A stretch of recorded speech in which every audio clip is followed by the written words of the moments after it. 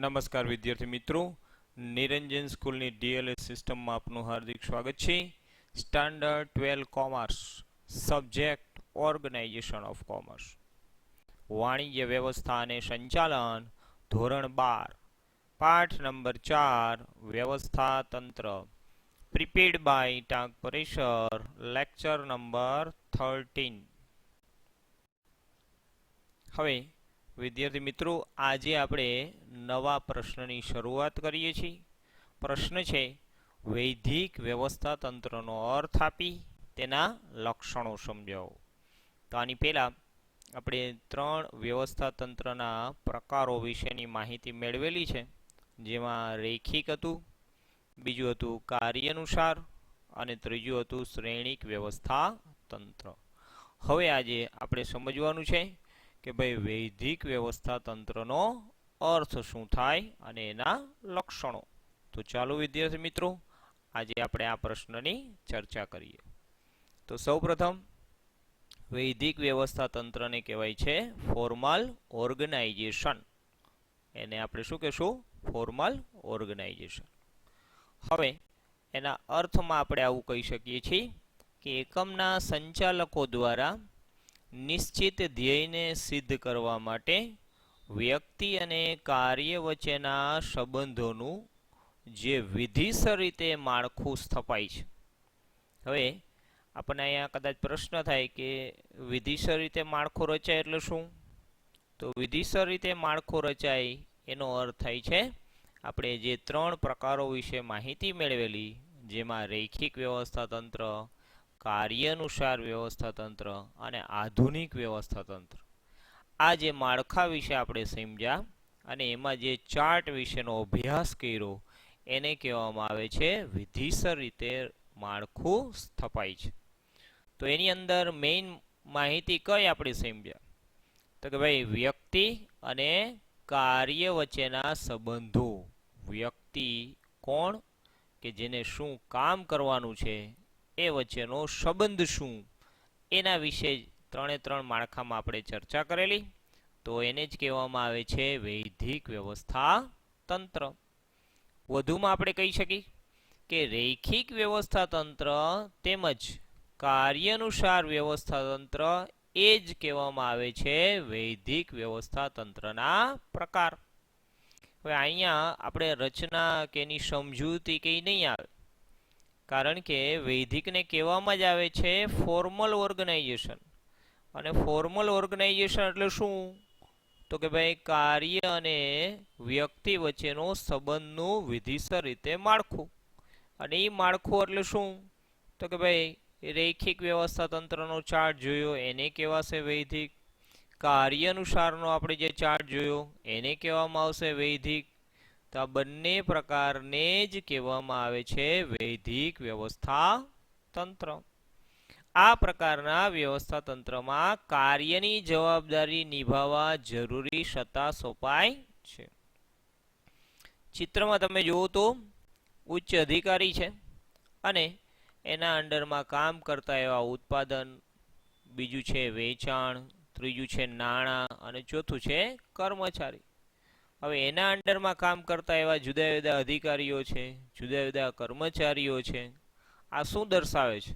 તો કે આ દર્શાવે છે કે આ પ્રકારના વ્યવસ્થા તંત્રમાં કાર્યની જવાબદારી નિભાવવા જરૂરી સત્તા ઉત્પાદન અધિકારીને ઉત્પાદનની, વેચાણની જવાબદારી વેચાણ અધિકારીની, નાણાંની જવાબદારી નાણાં અધિકારીની અને કર્મચારીની ભરતી કરવાની જવાબદારી કર્મચારી વ્યવસ્થાની.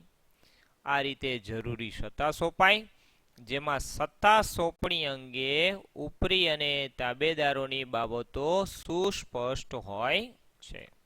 જેની અંદર ઉચ્ચ અધિકારી એટલે કે જે કંપનીના માલિકો છે એ સ્પષ્ટ રીતે સત્તાની સોંપણી અલગ અલગ વિભાગમાં અલગ અલગ મેનેજરોને આપવામાં આવે છે. તો આ રીતે આપણે અર્થ લખવાનો રહેશે. હવે આની અંદર સૌપ્રથમ પેલા કયા શબ્દ નીચે લીટી કરવાની? તો આવશે વ્યક્તિ અને કાર્ય. વ્યક્તિ અને કાર્ય શબ્દ તમારે યાદ રાખવાનો. એના આધારે આખી લીટી આ રીતે લખવાની છે કે એકમના સંચાલક દ્વારા નિશ્ચિત ધ્યેયને સિદ્ધ કરવા માટે વ્યક્તિ અને કાર્ય વચ્ચેના સંબંધનું જે વિધિસર માળખું છે એને કહેવાશે વૈધિક વ્યવસ્થા તંત્ર. તો આ રીતે પહેલો શબ્દ. બીજો શબ્દ આવે છે વૈધિક વ્યવસ્થા તંત્ર, તેને કહેવામાં આવે છે વૈધિક વ્યવસ્થા તંત્ર. ત્રીજો શબ્દ છે રૈખિક વ્યવસ્થા તંત્ર, એટલે કે રૈખિક વ્યવસ્થા તંત્ર અને કાર્યાનુસાર વ્યવસ્થા તંત્ર એ વૈધિક વ્યવસ્થા તંત્રના પ્રકારો છે. આવા શબ્દો યાદ રાખી અને આખો અર્થ તમે લખી શકો. હવે આમાંથી કદાચ સેક્શન બી નો જો કોઈ ક્વેશ્ચન પૂછાય, બરાબર, 1 માર્કમાં કોઈ પ્રશ્ન પૂછાઈ શકે તો આવો પ્રશ્ન બની શકે, વૈધિક વ્યવસ્થા તંત્ર એટલે શું? અને એમાં આપણે લખવાનું કે એકમના સંચાલકો દ્વારા નિશ્ચિત ધ્યેયને સિદ્ધ કરવા માટે વ્યક્તિ અને કાર્ય વચ્ચેના સંબંધોનું જે વિધિસર રીતે માળખું સ્થપાય છે એને વૈધિક વ્યવસ્થા તંત્ર કહેવાય છે. બીજો એક પ્રશ્ન બની શકે જેનું નામ છે વૈધિક વ્યવસ્થા તંત્રના પ્રકારો જણાવો. તો વૈધિક વ્યવસ્થા તંત્રના પ્રકારમાં રૈખિક વ્યવસ્થા તંત્ર અને કાર્યાનુસાર શું છે વૈધિક વ્યવસ્થા તંત્રના પ્રકારો છે એમ કહી શકીએ. તો આવા પ્રશ્નો આપેલી ગ્રાફમાંથી યાદ રાખજો. હવે આપણે સમજીએ વધુ માહિતી. તો સૌપ્રથમ રૈખિક વ્યવસ્થા તંત્રનો ફરી એકવાર ચાર્ટ બતાવું છું, જુઓ ધ્યાનથી. પહેલા સંચાલક મંડળ આવી, પછી જનરલ મેનેજર, પછી ઉત્પાદન વિભાગ, વહીવટ વિભાગ, વેચાણ વિભાગ. ઉત્પાદન વિભાગ, વહીવટ વિભાગ, વેચાણ વિભાગમાં અલગ અલગ અધિકારીઓને છેલ્લે સુધી સત્તા અને જવાબદારીની સોંપણી કરવામાં આવી છે. આને લશ્કરી વ્યવસ્થા તંત્ર કહેવાય. અને આ એક પ્રકાર શેનો છે? વૈધિક વ્યવસ્થા તંત્રનો પ્રકાર છે. એવી જ રીતે બીજો પ્રકાર છે કાર્યાનુસાર, જેમાં કાર્યને મહત્વ આપવામાં આવે છે, વિભાગને મહત્વ આપવામાં આવતું નથી. આના વિશે પણ આપણે સમજી લીધું છે. આને પણ કહેવામાં આવે છે વૈધિક વ્યવસ્થા તંત્રનો પ્રકાર. હવે આપણે સમજીએ કે ભાઈ વૈધિક વ્યવસ્થા તંત્રની લાક્ષણિકતાઓ શું છે. તો આ લેક્ચરમાં આપણે માત્ર લાક્ષણિકતાઓ એટલે કે એના માત્ર નામ અને સૂત્રો યાદ રાખશું અને આના પછીના લેક્ચરમાં આપણે એની સમજૂતી મેળવશું. તો ચાલો વિદ્યાર્થી મિત્રો પહેલા આપણે સમજીએ લાક્ષણિકતાઓ, કેરેક્ટરિસ્ટ. સૌપ્રથમ પેલું આવશે અપરિવર્તનશીલ, બીજું આવશે વૈધિક માળખું, ત્રીજું આવશે ઉપરથી નીચે તરફ સત્તાની સોંપણી, ચોથું આવશે ચોક્કસ સંબંધો, પાંચમું આવશે માહિતી સંચાર. આ રીતે આ મુદ્દાઓ જેને પોઈન્ટ આપણે કહી શકીએ, લાક્ષણિકતાઓના પોઈન્ટ, અને છેલ્લું આવશે મોટું કદ. તો આ મુદ્દાઓને આધારે આપણે દર વખતે જેમ સૂત્ર બનાવી છે એમ આમાં પણ સૂત્ર બનાવેલું છે. તો હવે ધ્યાનથી જોજો. સૌથી પહેલા અપરિવર્તનશીલમાં અ, બીજું વૈધિક માળખુંમાં વે, ત્રીજું ઉપરથી નીચે તરફમાં ઉ, ચોથામાં ચોક્કસ સંબંધોમાં ચો, પાંચમામાં માહિતી સંચારમાં માં, અને છઠ્ઠું મોટું કદ એમાં મો. તો આ રીતે સૂત્ર બને છે. પેલા બે શબ્દો ભેગા કરીએ આપણે.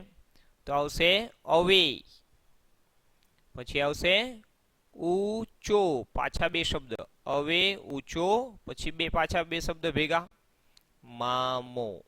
બરાબર. તો સૂત્ર બને છે આવું, અવે ઊંચો મામો. આ સૂત્ર યાદ રાખી અને તમારે એના જે પોઈન્ટ્સ એટલે કે મુદ્દાઓ છે એ તમારે લખવાના છે. તો ચાલો વિદ્યાર્થી મિત્રો હવે સૂત્રના આધારે મુદ્દા બોલીએ. તો પેલું આવે અ ઉપરથી બને અપરિવર્તનશીલ, બીજું આવે વે, એના ઉપર બને વૈધિક માળખું, ત્રીજો આવે ઉ, ઉપરથી નીચે તરફ સત્તાની સોંપણી, ચો, એના ઉપરથી બને ચોક્કસ સંબંધ, માં તો માહિતી સંચાર, મો તો મોટું કદ. તો આ રીતે તમારે સૂત્રના આધારે મુદ્દાના નામ બરાબર પાકા કરી લેવાના રહેશે. 3-4 વાર આ રીતે સૂત્રના આધારે મુદ્દાના નામ બોલશો તો તમને ચોક્કસપણે આવડી જશે. તો આ રીતે અહીંયા લેક્ચર આપણે પૂરો કરીએ છીએ. આ લેક્ચરની સમજૂતી લાક્ષણિકતાઓ આવતા લેક્ચરમાં આવતીકાલે આવશે નવા લેક્ચરમાં. તો આ વિડીયો જોવા બદલ ખૂબ ખૂબ આભાર. Thank you very much.